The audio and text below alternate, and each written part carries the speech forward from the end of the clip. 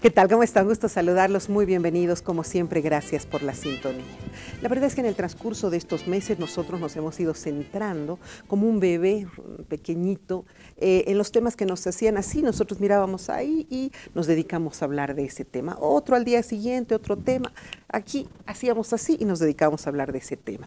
Esa es un poco la agenda mediática que se está trabajando durante todo este tiempo. Los temas locales, los temas muy centralizados, los temas muy regionalizados, la política doméstica, cuando en realidad hay un planeta que está corriendo por encima de nosotros, que probablemente tiene transformaciones nunca antes vistas y que nosotros no le estamos dando la importancia que merece.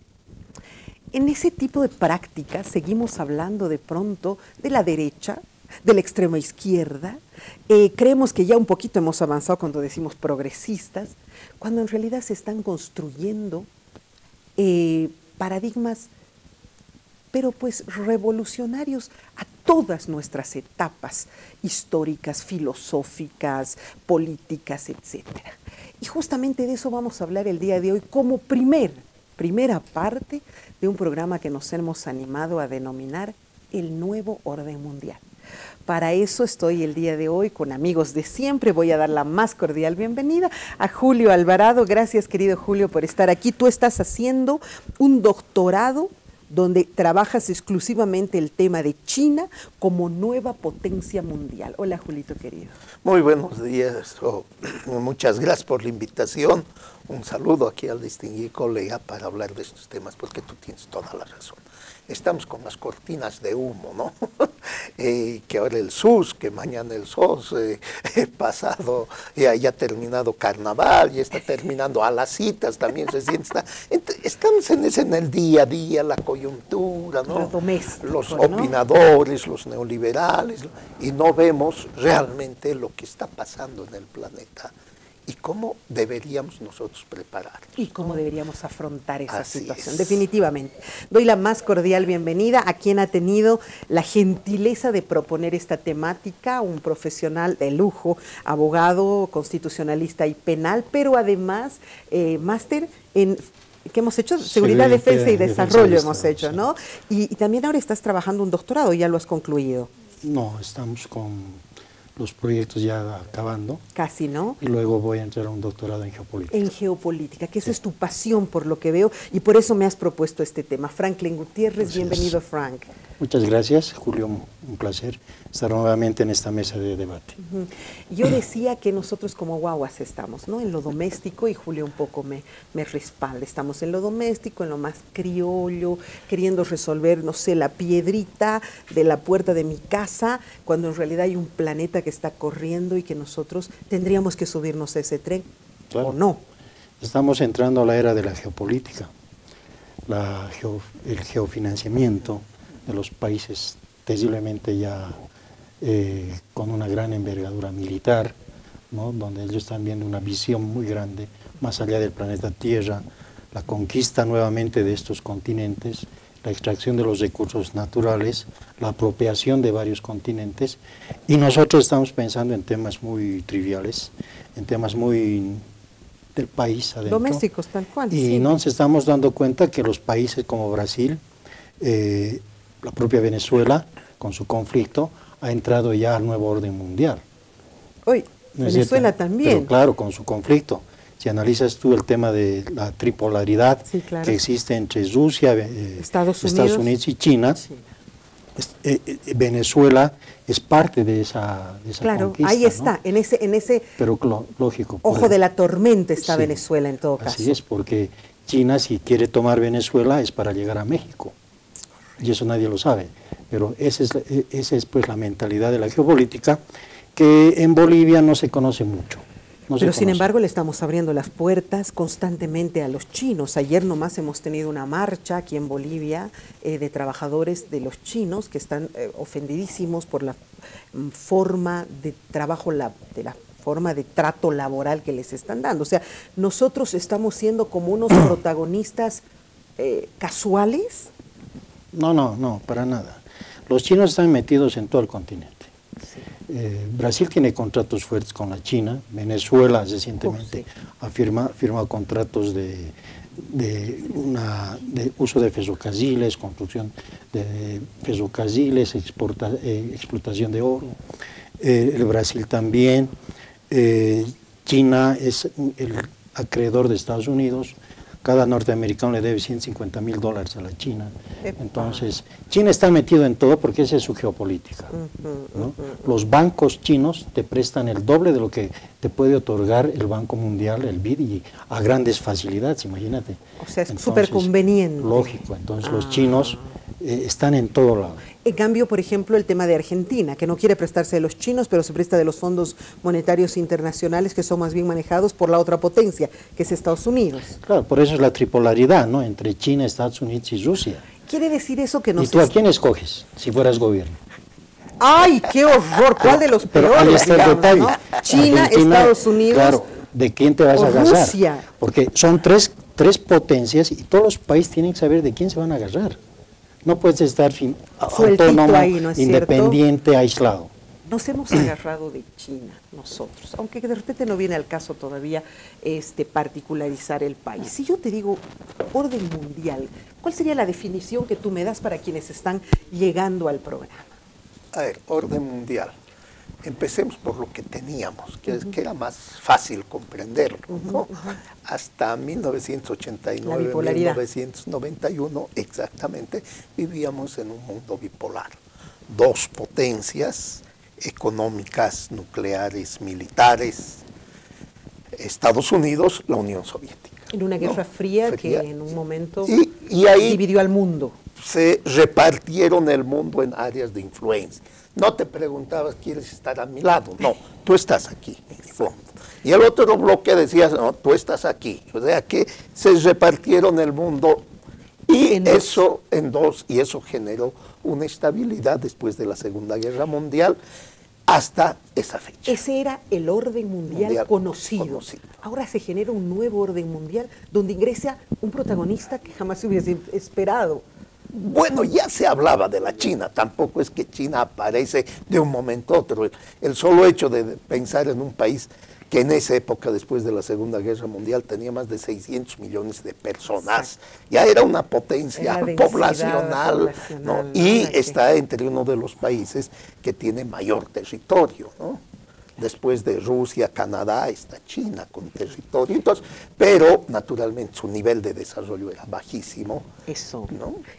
A eso me refiero, que no nos esperábamos que un país con serios problemas de pobreza y todo, que fue tomado por el comunismo también, de pronto se transformara en una potencia de producción, cuando se esperaba que siendo de esa línea, más bien todo lo contrario, arrastre conflictos. Claro, es que los chinos aprendieron y dijeron, no vamos a seguir el camino ruso, soviético, ¿no?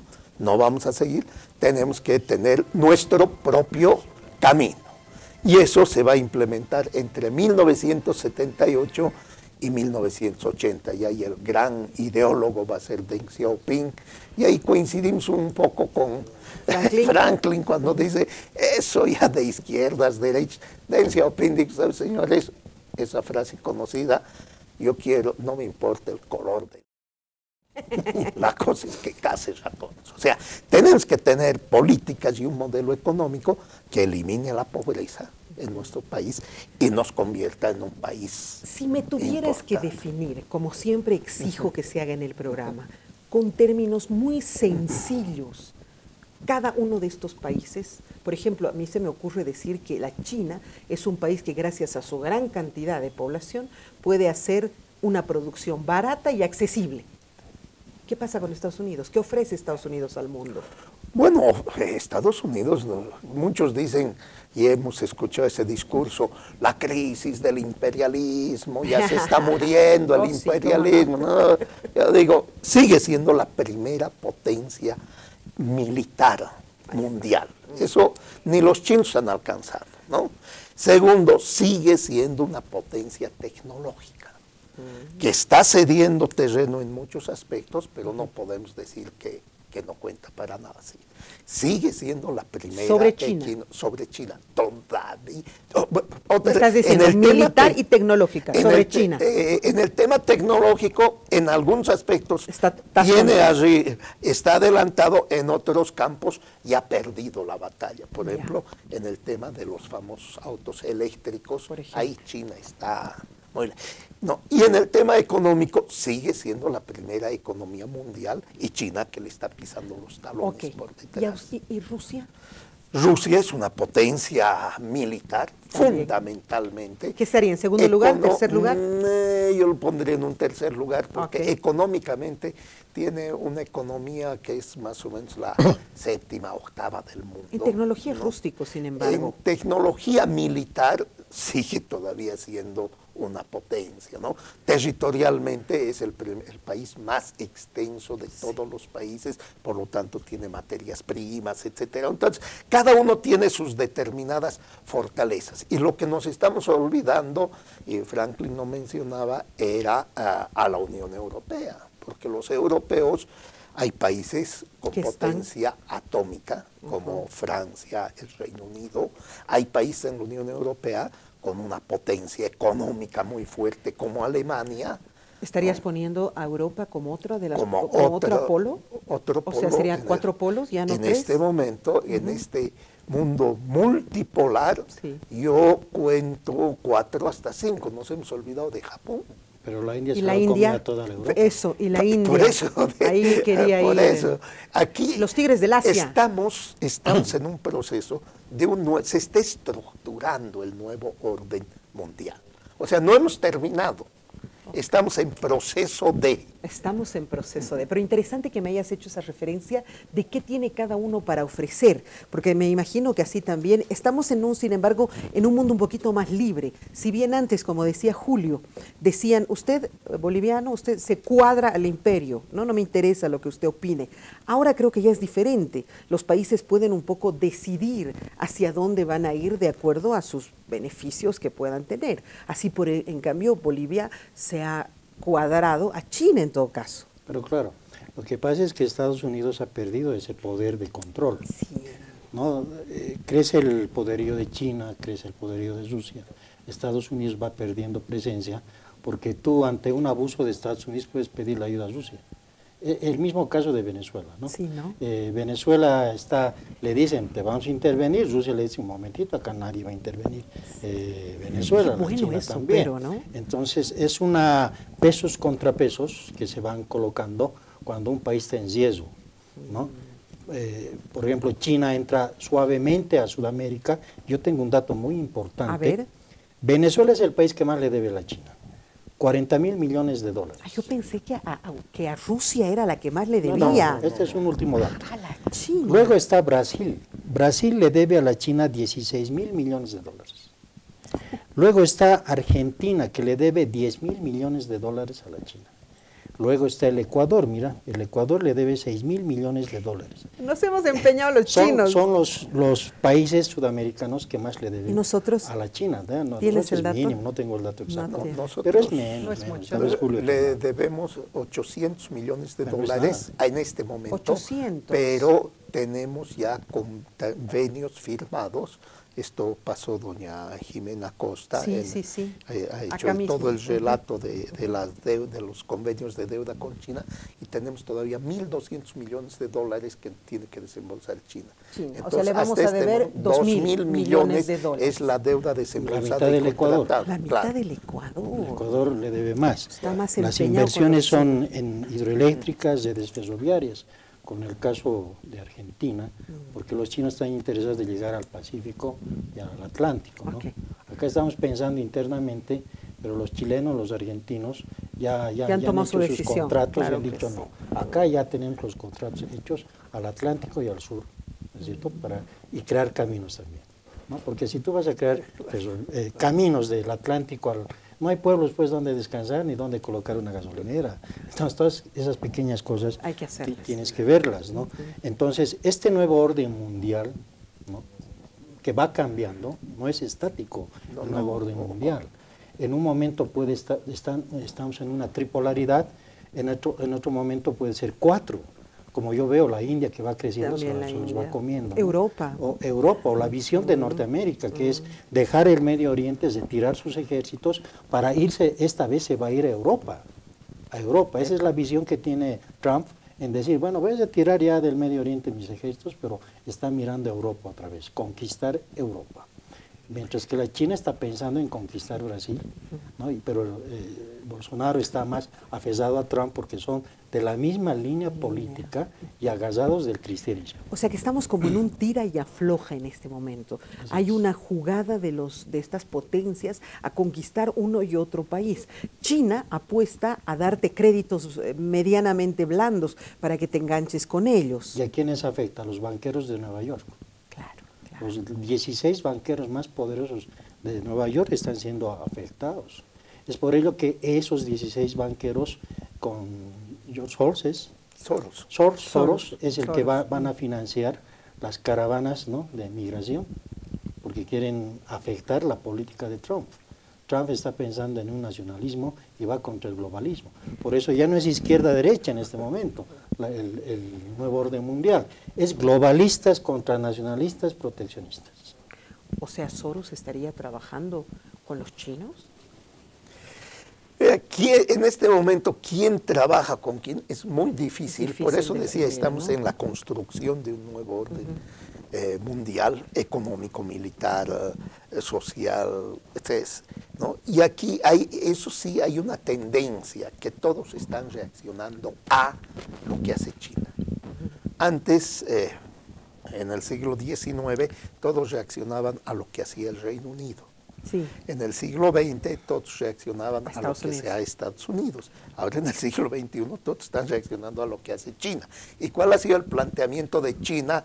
¿No? El presidente Xi Jinping ha determinado el 2013, creo 2012, ha dicho, señores, nuestra geopolítica es la ruta de la seda. Entonces, ¿qué es eso, la ruta de la seda? Es un concepto de hace 2000 años. Sí, señores, hace 2000 años los comerciantes llevaban seda desde la China hasta Europa e iban también por el África. Ahora nosotros eso lo queremos volver a hacer en el siglo XXI, pero naturalmente ya el tema de la seda ya no serán otras sedas. Son los Huawei, ¿sí, no? Claro que sí. Entonces claro que sí. ya han desarrollado eso y están entrando a Europa, pero con una fuerza. Han logrado hacer pactos con el África desde el año 2000. Exacto. Y con América Latina desde el año 2015. Y con todas las islas pequeñas del continente, donde está Australia, que es el continente Oceanía. Con muchas de las islas de Oceanía, los chinos han sentado presencia, con préstamos, con posibilidades de darles tecnología, les han puesto, como a nosotros, ¿no?, satélite, les han dado tecnología telefónica, en fin. O sea que ellos están apuntando a todos esos países pequeños, medianamente pobres, para sentar presencia. Claro, por eso, sí, como les digo a mis estudiantes, ¿y a nosotros qué nos importa eso, lo que está pasando afuera? Claro que nos tiene que importar, porque tenemos que prepararnos. Deberíamos en este momento estar discutiendo y debatiendo una política exterior de Bolivia frente a este nuevo contexto, porque no podemos manejarnos con una teoría del bipolarismo, los buenos, los malos, los comunistas, los capitalistas. Eso es ya obsoleto, el basurero obsoleto, de la historia. absolutamente, claro, obsoleto. Ahora tenemos que, ¿qué hacemos en este contexto? ¿No? Ese es el desafío, y por eso hay que estudiar la actualidad, lo que está sucediendo en el mundo, para prepararnos mejor. Y ahí te das cuenta si con quién prefieres estar, con los americanos, con los rusos, con los chinos. Muchos van a decir, prefiero a los chinos, ya no va a tener tanta animadversión a que lleguen aquí a Bolivia. Chinos, no van a decir, no, está bien con los chinitos. ¿Y tú con quién? Porque tú ya 3 veces que preguntas eso. Y yo me pongo así en una crisis porque no sé, pero tú con quién preferirías. Pero si estás viendo si tienes una visión de avanzada en cuanto a economía y finanzas, es preferible estar con los chinos. Sin embargo, muy bien con los chinos. Sí, pero si tú tienes una visión de avanzada, de reivindicaciones sociales, sabes perfectamente que los chinos son terriblemente esclavistas. Pero los chinos y no en vano. El mundo financiero. En el mundo no te olvides que los chinos manejan las maquilas como se manejan en México y se manejan en los países del mundo menos desarrollados. No hablo sometimiento, sino los derechos de tercera generación, los derechos económicos y sociales, son derechos que pertenecen a la soberanía de un Estado. Y un Estado debería hacerse cargo de esa situación, entonces, ¿no ve? El Estado debe hacer respetar los derechos de tercera generación en los actos contractuales con las potencias. Que además para no atravesar los problemas con los chinos y los trabajadores. Entonces, el problema es interno, no es externo. Tienes toda la razón. Nosotros ya hemos conquistado aquello durante años. A nosotros, los empresarios bolivianos, nos aplican esas leyes, pero vienen los chinitos y maltratan a la gente como si fuesen esclavos. Es que ya no estamos en las cruzadas. El nuevo orden mundial, el orden mundial en las cruzadas, ¿cuál era?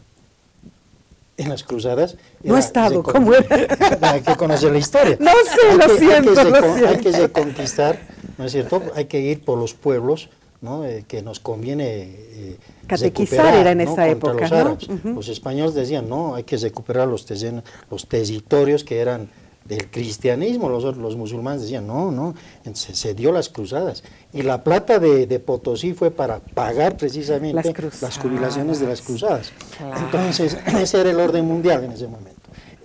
Conquistaban... Tú estarías con los chinos, te he entendido que has dicho, ¿no? Lógicamente, tienes que estar. ¿Con quién estarías? No, es que no es poner... Díganme eso para finalizar.